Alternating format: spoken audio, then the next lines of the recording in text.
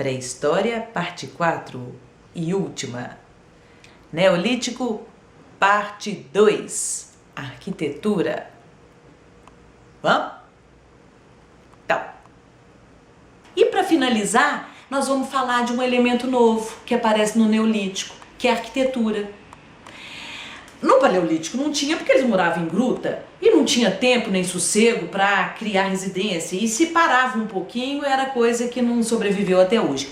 Aliás, quando eu falo de arquitetura do Neolítico, eu estou falando não da arquitetura do povo comum, arquitetura civil, porque as pessoas moravam em choças, cabanas feitas de folhagens, né, de pele, de coisas perecíveis e que não durou nenhuma para contar a história para a gente hoje.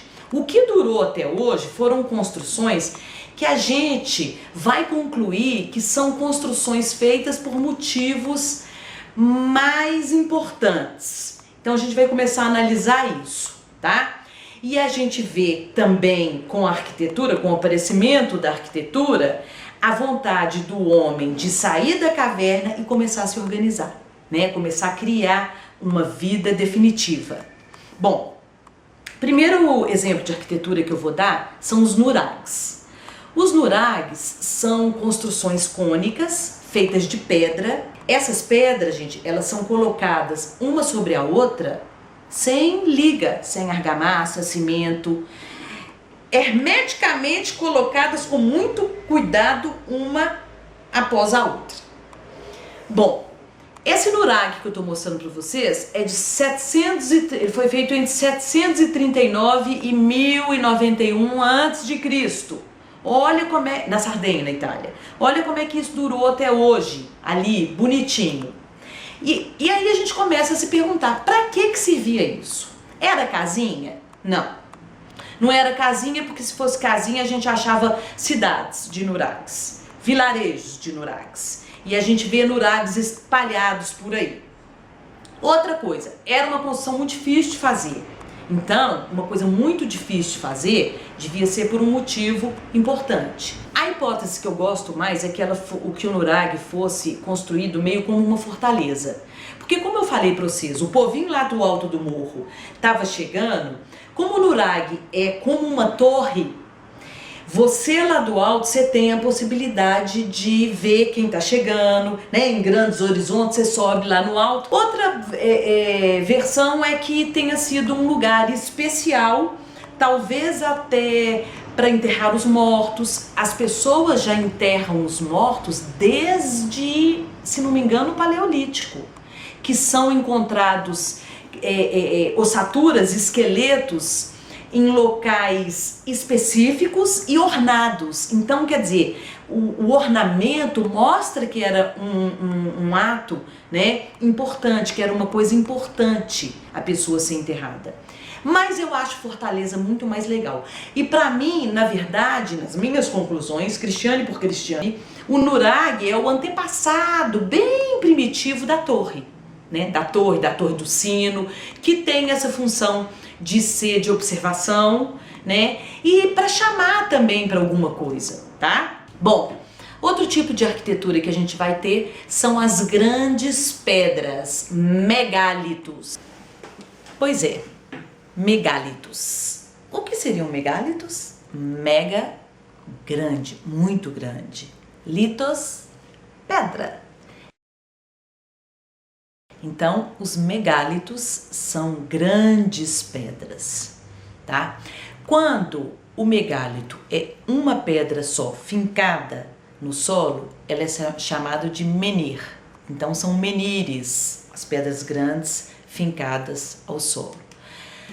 Quando é um conjunto com dois menhires e uma pedra em cima, quase que formando uma mesa, é chamado de dolmen.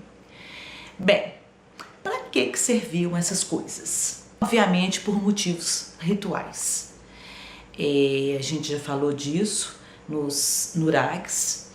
E aí continuam as mesmas opções, ou para enterrar os mortos. Se bem que o dolmen, eu li uma hipótese que eu achei bem interessante, porque como tem esse formato de mesa, Sabe aqueles filmes que a gente fica vendo os sacrifícios? Que eles sacrificam assim numas mesas, animais, né, depois virgens. A gente acha isso um pouco absurdo, mas não é não. Porque como eu já falei pra vocês, aquele cara lá de cima que manda pedra, né, ou que faz chover, ou que faz muito sol, papapá, aquele cara todo lá de cima, né, que arruma os negócios lá de cima. Pois é, como é que você vai negociar com eles? E aí eles começam a acreditar que fazendo sacrifícios, né, enviando os bens deles. Quais são os bens deles? O alimento, né? Então você dá uma cabra em sacrifício e aí aqueles sacrifícios feitos nessas mesas, talvez, tá? Mas eu gosto dessa hipótese, acho ela bem bacana e possível.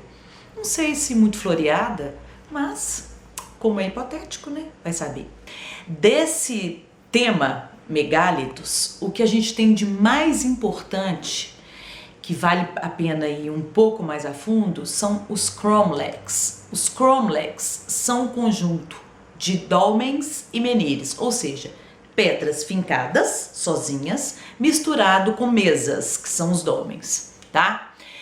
E o maior e mais famoso, maior não, o mais famoso cromlech da história é o chamado Stonehenge. O Stonehenge foi feito na Inglaterra, foi encontrado na Inglaterra, em Wiltshire. O que é o Stonehenge? É um cromlech, que é um conjunto circular, esqueci de falar circular, de dólmens e menires. Estou mostrando uma recriação em desenho, né, de como ele teria sido feito. As pedras chegam a medir 5 metros de altura e pesar até 25 toneladas. Então, primeiro que eu quero dizer uma coisa. Se você puser lá no Google Stonehenge, você vai ter trocentas mil explicações absurdas. A gente, mais uma vez, vai lidar com o documental, né? Com o que tem documento, o que foi provado, tá? Bom, o que se sabe é que essas pedras de até 5 metros de altura, 25 toneladas, elas não tinham nessa região de Wiltshire. Não existia esse tipo de pedra lá. Então como é que elas foram parar ali, enormes, né? Como que elas foram carregadas, levadas até ali, se a região que tinha essa pedra mais próxima não era mais próxima, era bem longe, bem distante. Como é que eles trouxeram? Por isso que tem umas explicações que falam que são gigantes que fizeram o Stonehenge, porque só gigantes para carregar umas pedronas pesadonas dessa, né? Não. Então não adianta acreditar nessas histórias não, porque isso tudo é conversa fiada, tem dó.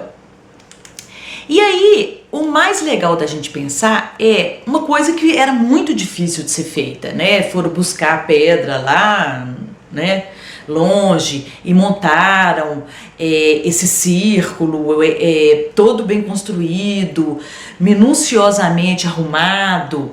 E como eu vou mostrar uma imagem para vocês que dá para ver que o sol ele passa por esse portão, a luz dele passa e vai bater no centro do Stonehenge, no centro do cromlech.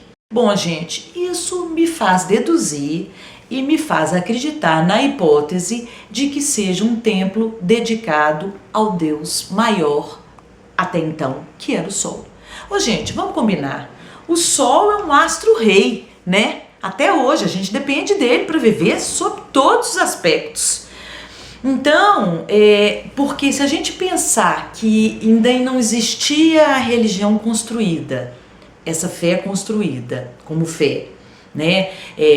As religiões organizadas, e que eles acreditavam em seres da natureza, em forças da natureza, das quais ele dependia, como por exemplo o sol. O que a gente pode entender é que eles começaram a fazer templos, que são lugares especiais, lugares específicos, onde eles podiam professar essa fé, fazer sacrifício, fazer homenagem, etc, etc, etc. Essa é a hipótese que eu acredito, é a mais aceita e eu acho a mais bacana também, a mais coerente, né?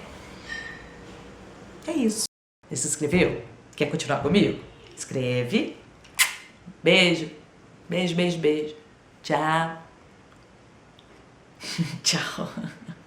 Tchau! Tchau! Tchauzinho de Miss. Rodando a lâmpada, como diria Sofia. Rodando a lâmpada. Tchau, a gente continua.